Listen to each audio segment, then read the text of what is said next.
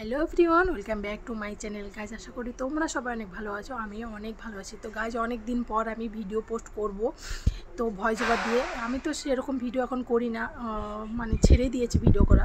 তারপরে যেহেতু আমরা যাচ্ছি কোথাও একটা লং ট্যুরে, তো ভাবলাম যে না, এবার ভিডিওটা করাই যাক।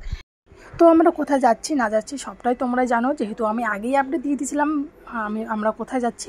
তো তারপরেও দেখো, আমি তোমাদেরকে বলে দিচ্ছি, আমরা যাচ্ছি দার্জিলিংয়ে। তো দার্জিলিং থেকে আসার মিনিমাম 4-5 দিন হয়ে গেছে, এরপরে আমি ভিডিওটা পোস্ট করলাম। আর আমার এই লুকটা তোমাদের কেমন লাগলো অবশ্যই কমেন্ট করে জানাও। তো গাইজ, আমরা ফাইনালি চলে আসলাম শিলিগুড়ি বাস স্টেশনে। এখান থেকে আমরা বাস ধরে সিধা চলে যাবো দার্জিলিং।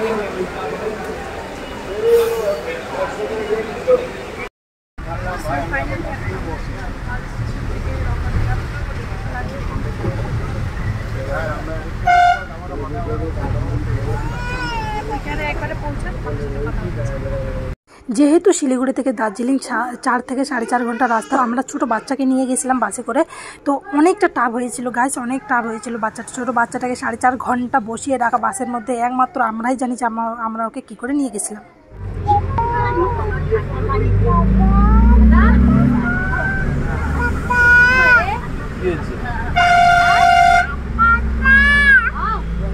মোবাইল দেখছে না।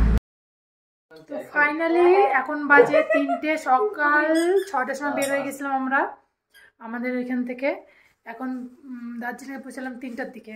তো আসার পরে এই যে আমরা একেবারে এই রুমে চলে এসেছি, এখন খেতে যাব। আমার মেয়েকে খাওয়াই নিলাম। তো গাইস, ফাইনালি এখন আমরা হোটেল থেকে বের হয়ে রেস্টুরেন্টে এসেছি। এখানে আমরা খাওয়া দাওয়া করে হোটেলে গিয়ে একটু রেস্ট নিয়ে তারপর আমরা সন্ধ্যাবেলার দিকে একটু ঘুরবো এরিয়াটা।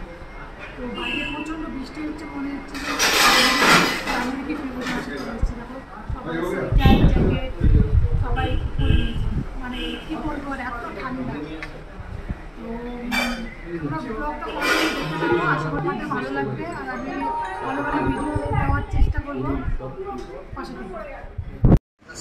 দার্জিলিংয়ের রেস্টুরেন্টে স্পেশাল ভেজ থালি 150 টাকা নিয়েছে, সব খাবার টেস্ট।